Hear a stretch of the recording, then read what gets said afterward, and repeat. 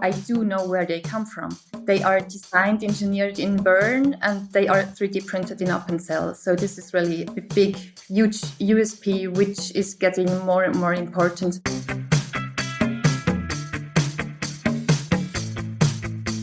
Welcome to the Swisspreneur Show, a podcast about startup stories and learnings from experienced entrepreneurs. Here's your host, Sylvan.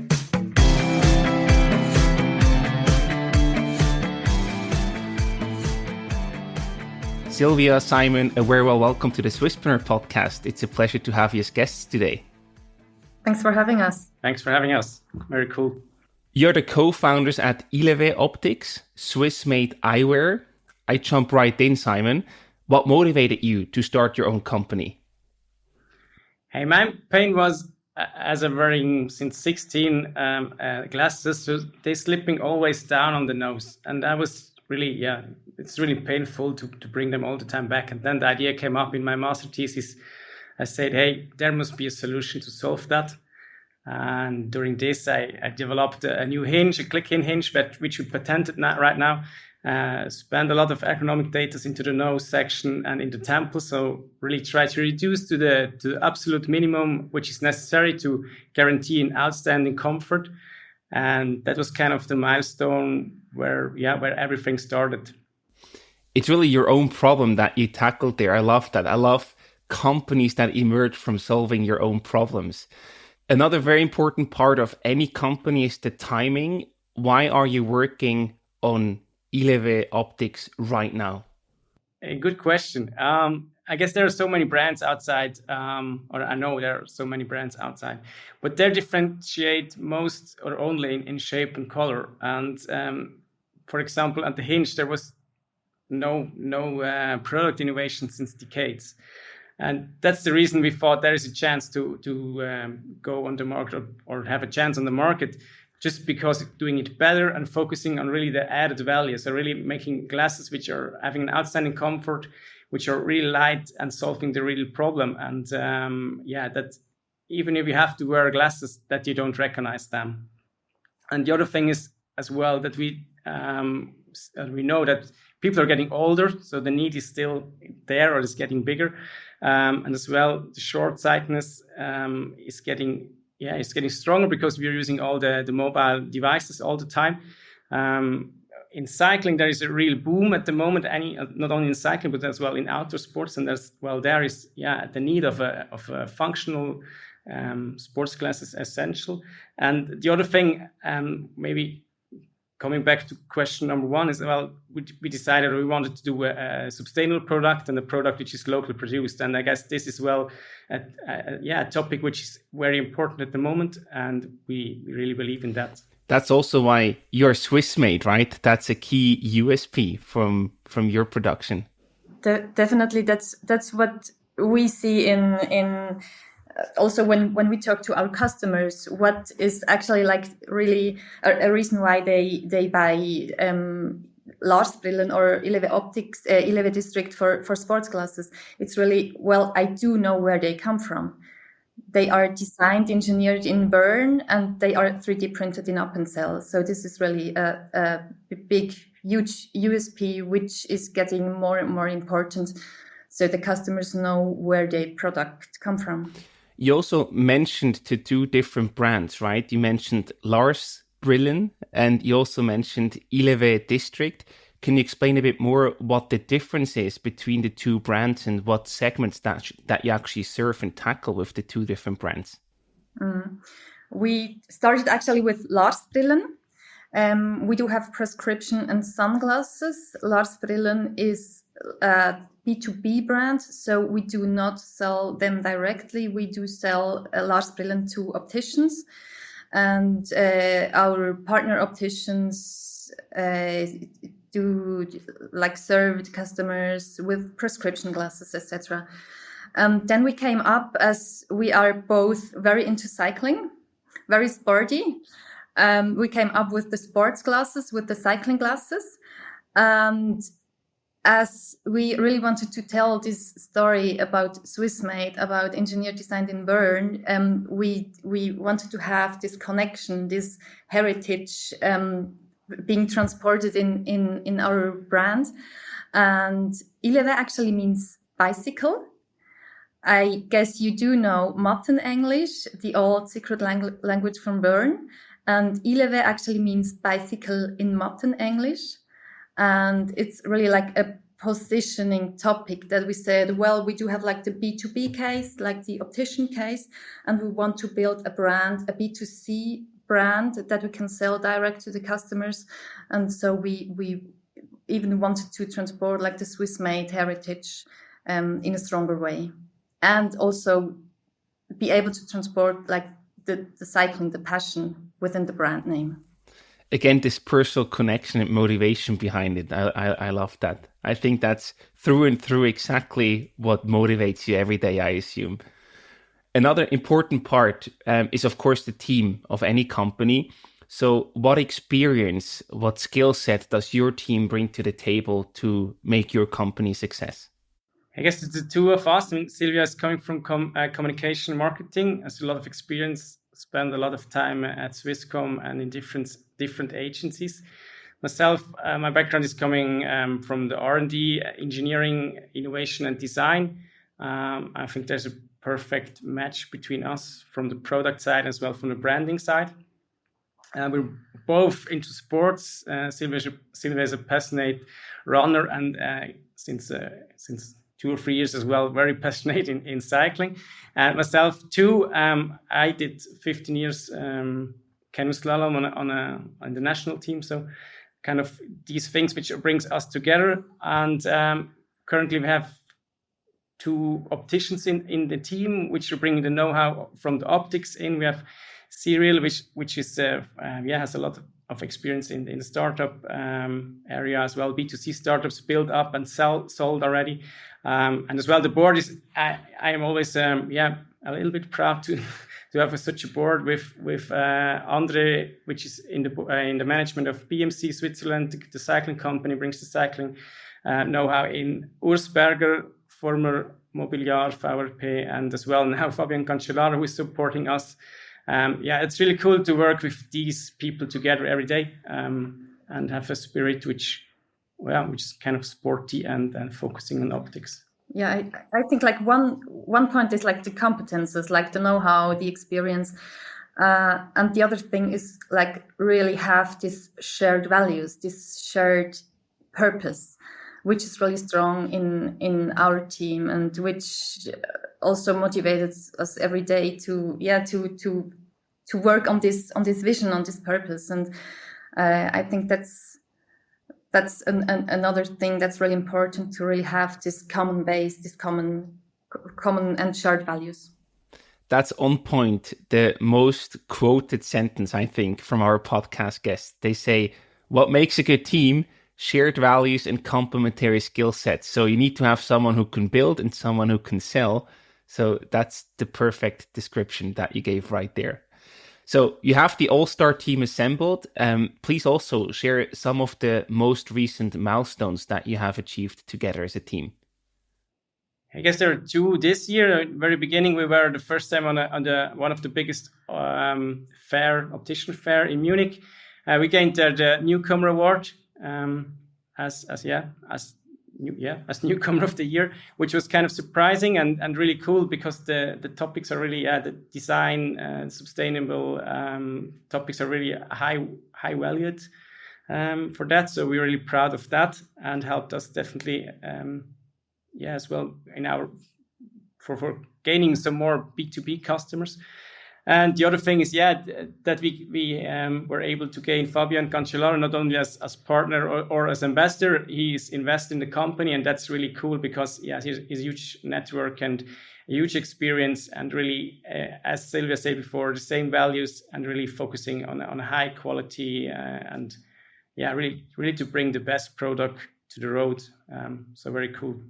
I'd like to add our growing customer base, because that's actually they give us the good feeling about, well, we do have a product, we do have a story that can function on the market, and we are really happy to see that by now we do have like 40 opticians working together with us. We do have growing customer base also with the sports glasses, and yeah, they do become fans. They do become loyal customers with reordering new glasses. So that's really a big achievement for us.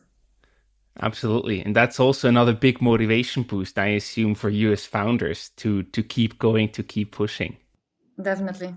It's always cool to, if as well we're going outside on events, to feel it, and to people who are really a fan and they're coming and knowing us even more from time to time. And that's cool. Really cool to see. Fantastic. You mentioned before, there is competition out there. Of course, there are many, brands for glasses, etc.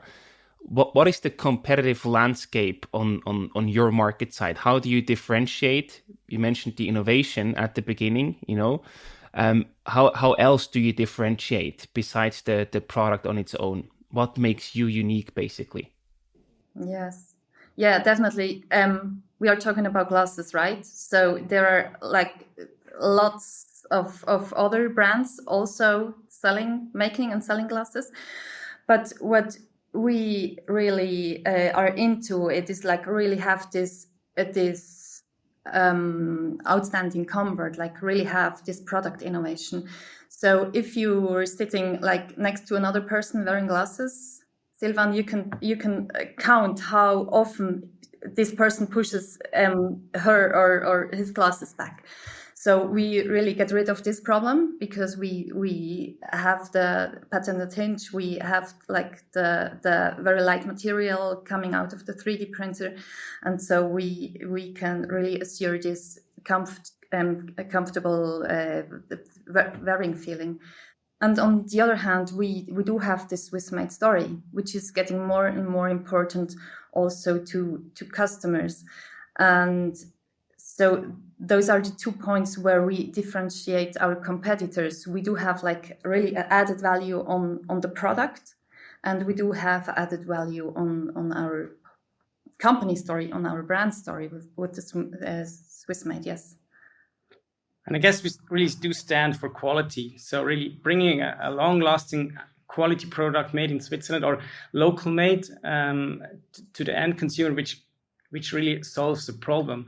And this is for the end consumer very important, but as well, for example, for our opticians, it's very important that we have short reaction times, really have a good customer service. So they have a customer in front of them, and they are they need our help. So if we can deliver the products, or if we can help in this situation, they can make a positive feeling or experience to their customers, and that's very important. We realized, and on the other hand, I guess the 3D printing is a really huge potential there, because we can produce on demand. There is no stock, or not a big stock needed.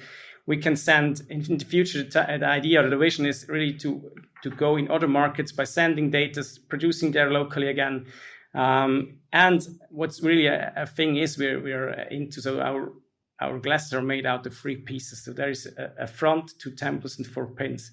That makes it very easy to disassemble and assemble the glasses, but as well to replace something. Only a temple is needed. They're very stable, but it can happen.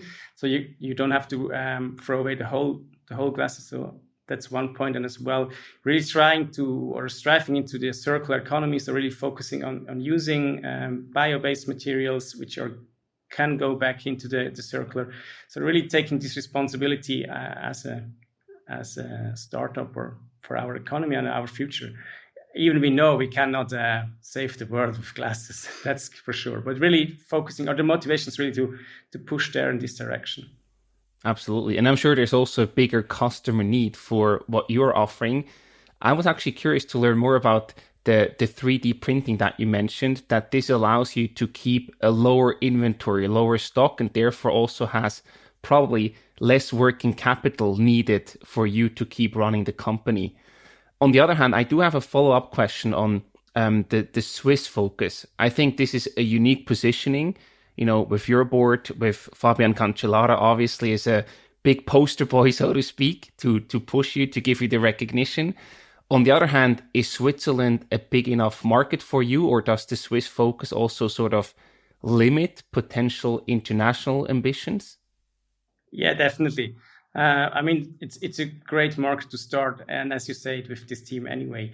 But I guess there is definitely the need to go outside now. That's as well, we're raising currently some funds. So it's the idea to go to Germany, to have a German hub for as well delivering our products into the European Union and really start in Germany. The fair we won the OptiWard last year was in Munich, so the people of Germany are as well interested in our product. So this is definitely the idea to go in the first step to Germany, then to Europe, and then hopefully as well further in selected regions, in selected countries, in selected towns or areas. As well with cycling glasses. I mean, cycling is booming like all over Europe, the world, and we really want to expand in 2024 like to other cycling hubs, which are typically like bigger cities like Munich, Cologne, Copenhagen, so London, obviously. So this is really like our next goal to go international and to go to these cycling hubs. And in that regard, we probably have to look at it a bit more like a Swiss watch, right? The Swiss-made focus is a sign of quality and not a limiting market factor in that case. Mm-hmm, yeah, definitely. Yeah. Got it. So, of course, the startup journey is also full of a roller coaster with many ups and downs.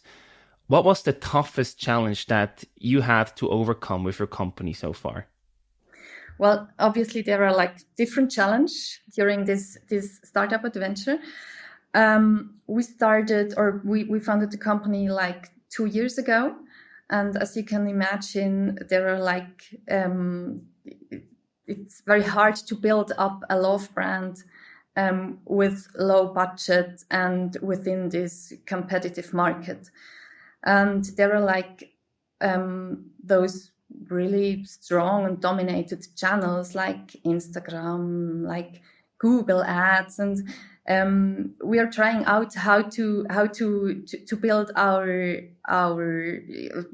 ads, how to formulate the texts, etc. And when you think, well, now you got it, now you know how the algorithm work, and you've got a campaign working not that bad, then they do change something on the algorithm, and then the campaign does not perform that much. And so this was like really an interesting insight, or even like also in formulating our marketing strategy to say, well, there are those big channels, and we somehow are depending on those big channels, but we need to find our way. We need to work together with local cycling communities, for instance. We really need to have also this local focus, not only within our production, like locally produced, but also with our marketing activities. So on one hand, we do depend on the big channels, but on the other hand, we need to stay very creative and see what we can, how we can work together with local communities. Yeah, building a B2C brand, that's a huge challenge.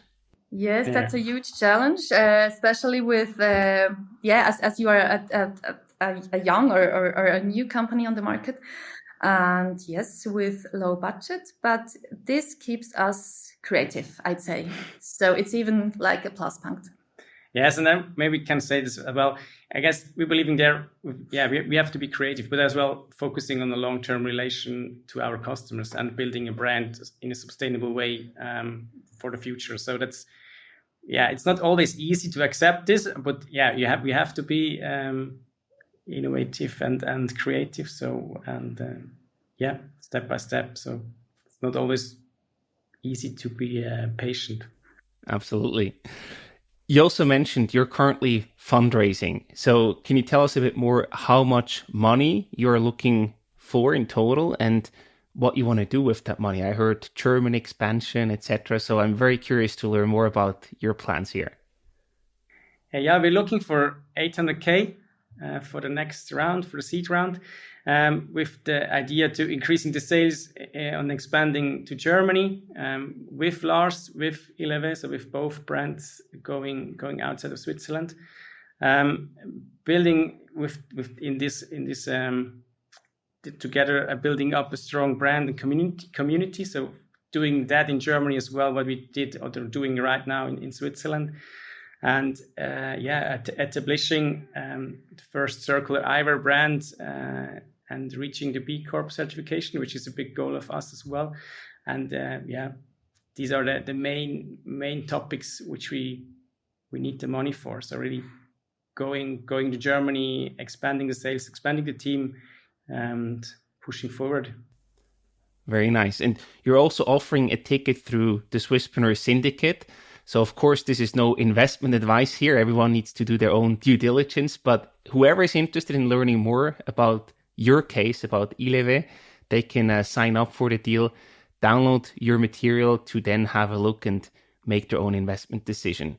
So to wrap up the conversation, guys, I have 3 rapid fire questions for you to give us a bit more background about you as people behind the business. I'm going to start with you first. Silvia, I'm going to ask you both the same questions, but I'm curious, what was your summer job as a teenager? I worked in an outdoor swimming pool in Kirchberg, so like the village next door. Yeah, and I sold candies to the children. I sold fries. I cleaned the wardrobes, the toilets. That was a good summer. Nice. What was yours, Simon? Hey, to be honest, I never had one. As I mentioned before, I was into sports a lot, and this time was really a lot of training. So when Silvia was in the outer pool, I was probably paddling by, not in the Kirchberg, but yeah, on the other side. Yeah. So sports was your summer job, so to speak. Yeah, kind of. Yeah, training, not paid for. Exactly. Or not with money. Absolutely. Silvia, what are you most proud of in your life? Well, that's quite a difficult question. But when I'm thinking about my situation right now, building up this amazing startup together with Simon and with our team, I think like the step that actually was needed to be in this situation right now was to quit my corporate job out of the blue and to have no plans and just to be patient and to see what comes across. And yes, that's a cool story. And with this quitting out of the blue, something really amazing started. It takes some guts to execute that move. What is it for you, Simon? What are you most proud of in your life? It's heading into the same direction as Silvia mentioned. And when I had this idea with the hinge, I was alone. And I came to Bern, get to know Silvia, and now building up this fabulous team. And that's kind of, I'm really proud of. So if someone mentioned 3 years ago, I was really working with all these guys together, I probably thought, okay, yeah, cool. But now it's reality and it's really cool. So that's really the motivation every day, having such a crew around and not only for business as well, kind of friendship in there. Amazing. And Simon, what is a surprising fact that people don't know about you? That's the last question I have for you today. Hey, I lost the bet. So I had to tattoo the 2 dots of our brand. So the ILEVE district brand has 2 dots, and I have to tattoo myself. So I'm wearing 2 dots. Nice. Story behind that, telling anyone with who is interested by a beer. Exactly. So Simon is our brand canvas. Absolutely. I love that. And what is a surprising fact that people don't know about you, Silvia? Well, I don't know if it's surprising or this was quite a hard question for me. For Simon, it was obvious. And for me, I was thinking about it. I do have 7 godchildren. The youngest one is 3 and the oldest one is 20.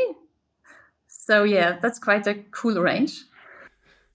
That's also sort of a nice statement. People trust you to be a good godmother. Yeah, yes. I like that. Beautiful. Hey, Silvia, Simon, thank you so much for coming on the show. Best of luck with the fundraising, the expansion, and just in building your company. I'm really excited to follow your journey. And thank you again for being our guests today. Thanks a lot, Silvan. Thanks a lot for having us.